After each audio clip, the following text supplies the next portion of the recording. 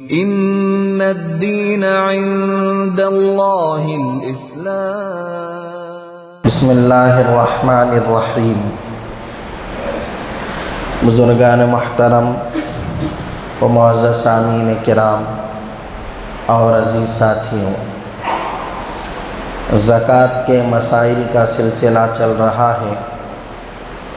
میں نے کہا تھا کہ آج زکوٰۃ کن کو نہیں دینا ہے وہ مسائل بیان کروں گا۔ ایک اگر اصول سمجھ لیں تو بہت ساری باتیں اس میں سمجھ میں آ جائیں گی۔ انسان کا اصل یعنی اصول، اوپر کا سلسلہ، ماں باپ، دادا دادی، نانا نانی، پردادا پردادی، پرنانا پرنانی، اوپر کا جو سلسلہ ہے ان کو زکوٰۃ نہیں دے سکتے۔ پھر اسی طرح فروع، نیچے کا سلسلہ، بیٹا بیٹی، پوتا پوتی، نواسا نواسی، یہ جو نیچے کا سلسلہ ہے ان کو بھی زکوٰۃ نہیں دے سکتے۔ ہاں، دائیں بائیں کے جو لوگ ہیں، آجو باجو کے جو لوگ ہیں، بھائی بہن، چچا چچی، تایا تیما، خالہ خلی، ادھر کے جو رشتہ دار ہیں ان کو زکوٰۃ دے سکتے ہیں۔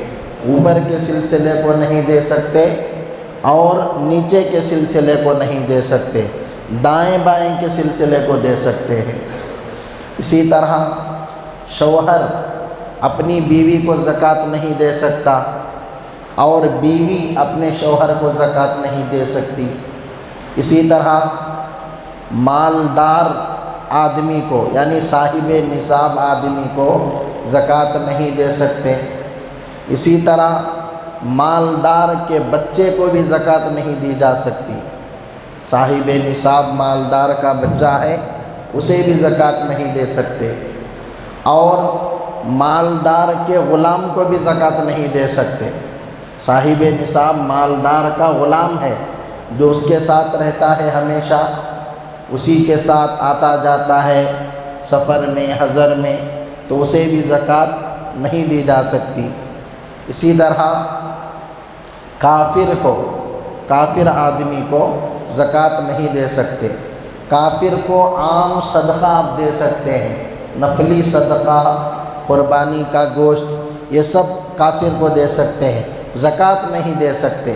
زکوٰۃ صرف مسلمانوں پر خرچ ہوگی، صرف مسلمانوں پر خرچ ہوگی، کافر کو نہیں دے سکتے۔ اسی طرح سادات یعنی بنو ہاشم جسے ہم سید کہتے ہیں، تو سادات کو بھی زکوٰۃ نہیں دے سکتے۔ سادات کون ہیں؟ 5 خاندان کے افراد کو سادات کہتے ہیں۔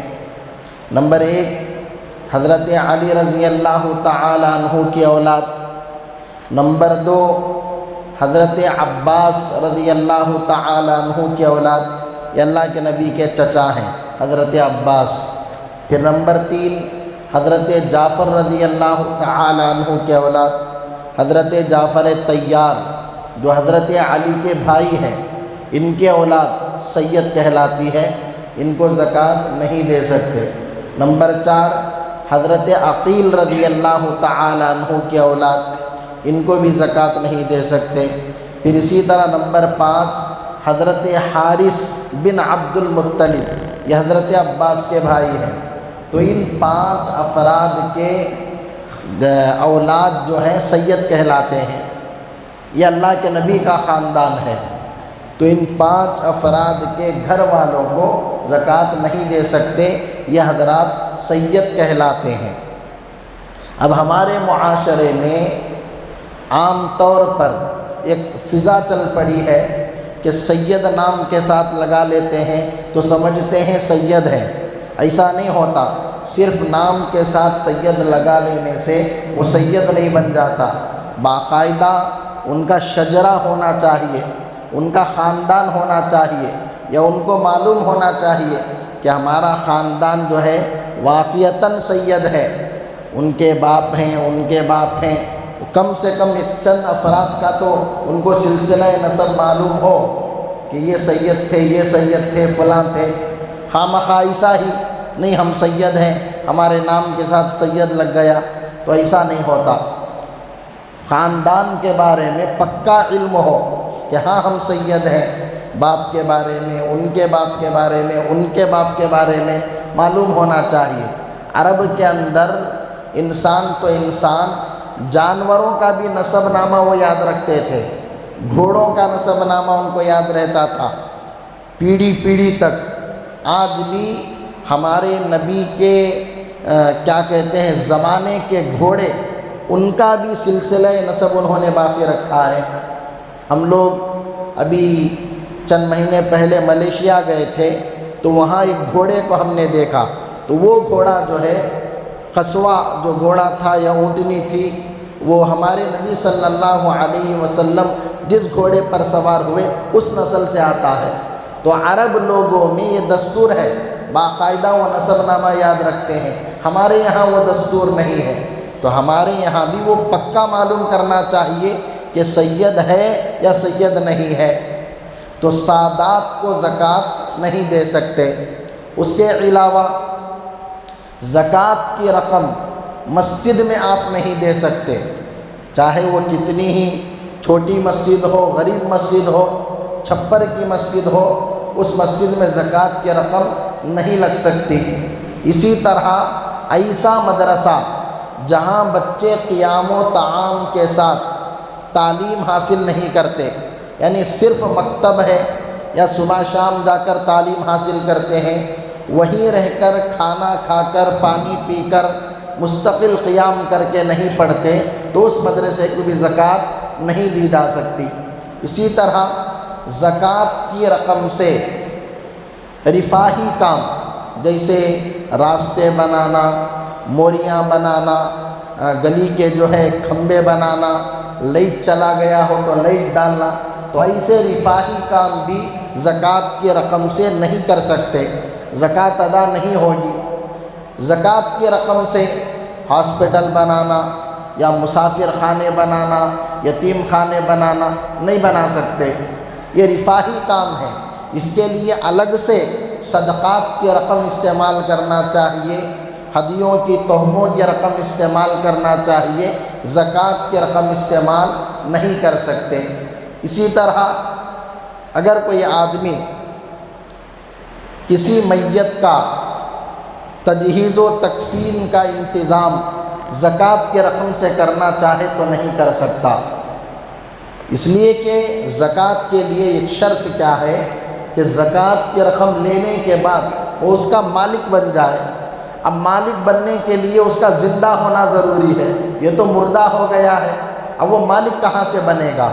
تو زکوٰۃ میں ایک شرط ہے تملیک، یعنی مالک ہونا، یہ ضروری ہے۔ آپ کوئی بھی چیز دیں، وہ چیز کا وہ مالک ہو جائے، تو مر جانے کے بعد وہ اس کا مالک نہیں رہتا، تملیک یہاں نہیں پائی جاتی۔ تو میت کی تجہیز و تکفین زکوٰۃ کی رقم سے نہیں کر سکتے۔ ہاں ایک شکل ہے، آپ کسی غریب کو زکوٰۃ کی رقم دے دیں، پھر وہ غریب آدمی اپنی طرف سے اس میت کی تجہیز و تکفین کر دے تو وہ جائز ہے، اس کی گنجائش ہے، ڈائریکٹ استعمال نہیں ہو سکتی۔ اسی طرح زکوٰۃ کی رقم سے عام طور پر ہاسپٹل میں جتنے لوگ ہیں سب کو دوائی لے کر آپ نہیں دے سکتے، اس لیے کہ معلوم نہیں ہے کہ اس میں کون سا مریض غریب ہے، کون سا مریض مالدار ہے۔ ہاں آپ نے نشاندہی کی، تحقیق کی، معلوم ہو گیا کہ فلاں فلاں فلاں مریض جو ہے یہ غریب ہے، فقیر ہے، مستحق زکوٰۃ ہے۔ اب ویسے مریضوں کو آپ نے زکوٰۃ کی رقم سے دوائیں خرید کر دے دی، تب آپ کی زکوٰۃ ادا ہو جائے گی۔ عام طور پر مطلق سارے مریضوں کو آپ دیں گے، چونکہ معلوم نہیں ہے کون غریب ہے کون مالدار ہے، تو زکوٰۃ ادا نہیں ہوگی۔ تو دیکھ کر معلوم کر کے غریب مریضوں کو آپ اگر دوائیں دیں گے تو انشاءاللہ زکوٰۃ ادا ہو جائے گی۔ تو یہ چند مسائل تھے جو میرے ذہن میں تھے۔ اگر کسی کو زکوٰۃ کے بارے میں کوئی بات پوچھنا ہے تو آپ پوچھ سکتے ہیں. جی ہاں، تنظیم والے یا بیت المال والے جو زکوٰۃ کی رقم وصول کرتے ہیں ان کے پاس باقاعدہ ایک کوٹا ہوتا ہے زکوٰۃ کا. وہ کوٹے میں وہ زکوٰۃ کی رقم رکھتے ہیں. پھر اس کوٹے سے جو مستحق زکوٰۃ ہوتے ہیں ان لوگوں کو وہ زکوٰۃ کی رقم استعمال کرتے ہیں. اس زکوٰۃ کی رقم کو دیگر رقموں میں وہ نہیں ملاتے. عام طور پر ایسا ہی ہوتا ہے. اگر کوئی تنظیم ایسا نہیں کرتی بلکہ ساری رقم کو وہ ملا لیتے ہیں، زکوٰۃ کو بھی، صدقے کو بھی، دیگر چندوں کو بھی وہ جمع لیتے ہیں، تب زکوٰۃ ادا نہیں ہوگی. تنظیم والوں کو الگ کرنا چاہیے باقاعدہ. یہ زکوٰۃ کی رقم کا کوٹا، یہ صدقے کی رقم کا کوٹا، یا عطیے کی رقم کا کوٹا، ساری رقموں کو ان کو الگ الگ کرنا چاہیے.